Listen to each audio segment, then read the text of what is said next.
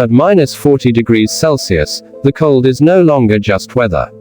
It becomes a living presence, something that breathes, watches, and waits. The air itself feels sharp, as if every breath could slice your lungs.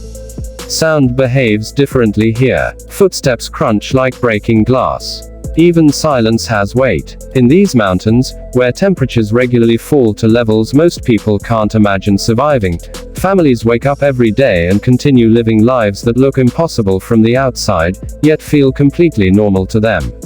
Morning does not begin with an alarm clock. It begins with the fire. Before the sky even hints at light, someone is already awake, feeding wood into a stove that has burned non-stop through the night. If the fire dies, the house can become deadly within hours. Walls creak softly as the cold presses in, trying to reclaim the warmth inside. Frost forms intricate white patterns on windows, turning simple glass into frozen artwork.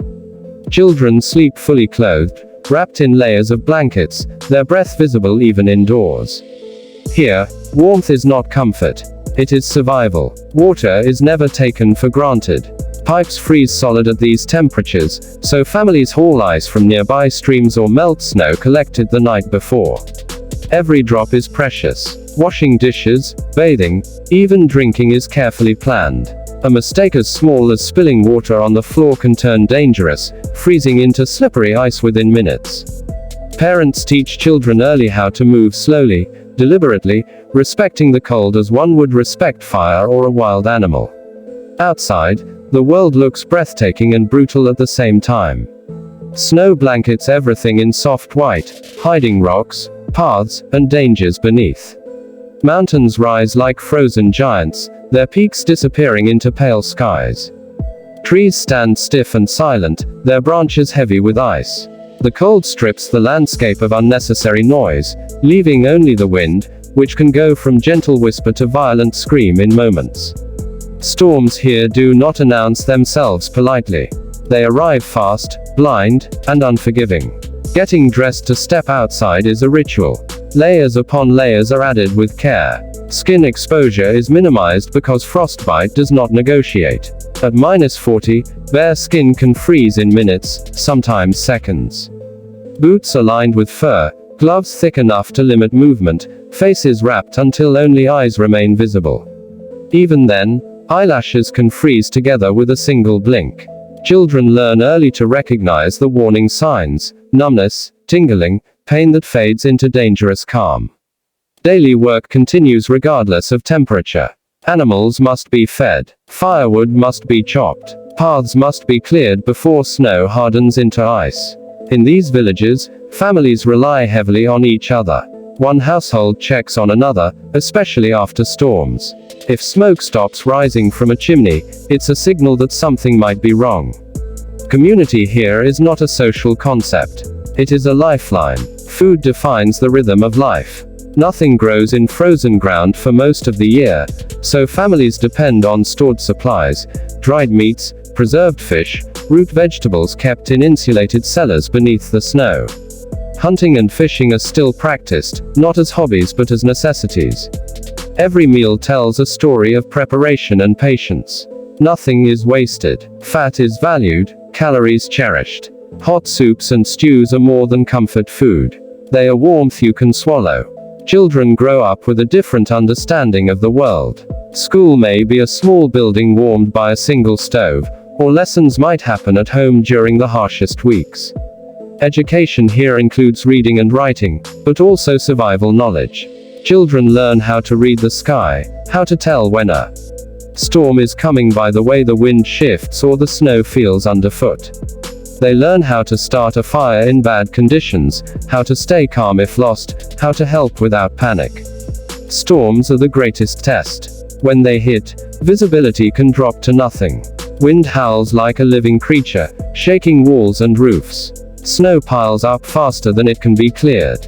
Families retreat indoors, sealing doors and windows as best they can. Time stretches. Hours feel like days. Radios crackle with static, sometimes the only connection to the outside world. During these moments, patience becomes as important as strength. Panic wastes energy. Calm saves lives. Inside, life slows but does not stop. Stories are told. Tools are repaired. Clothes are stitched. Elders share memories of storms worse than this one, reminding everyone that survival is possible. Candlelight flickers against wooden walls, casting long shadows that dance with the fire's movement. Even in the harshest cold, there is warmth in shared space, in voices, in simple presence. Health is a constant concern. A simple injury can become serious when medical help is far away. Families keep basic supplies, herbal remedies passed down through generations, and an understanding of when to rest and when to act. Hypothermia is a silent enemy. It doesn't always announce itself with pain. Sometimes it comes as confusion, drowsiness, a dangerous sense of comfort. That's why people watch each other closely, noticing small changes, asking questions that could save a life.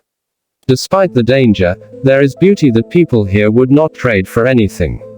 On clear nights, the sky explodes with stars, sharper and brighter than anywhere else. Sometimes the northern lights ripple across the darkness, painting the heavens with green and purple waves. Children press their faces to windows, eyes wide, watching the sky move like a living painting. These moments remind families why they stay. Technology exists but is used carefully.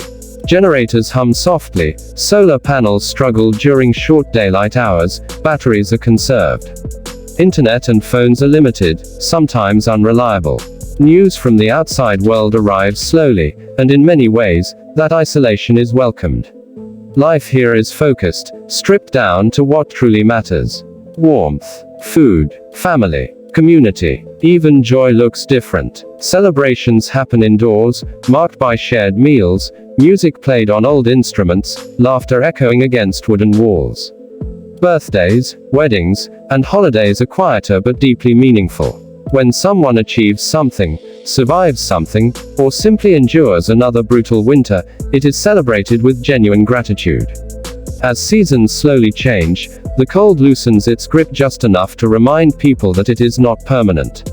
Snow begins to soften. Days grow slightly longer. There is a sense of relief, but also respect.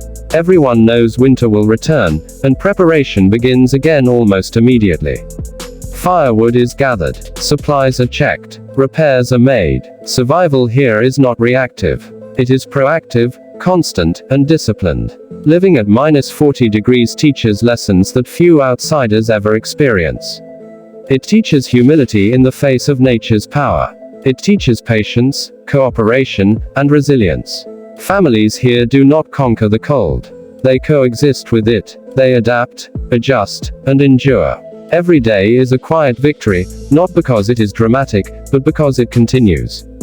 To someone watching from afar, this life may seem harsh, even unbearable. But for the families who call these mountains home, it is simply life.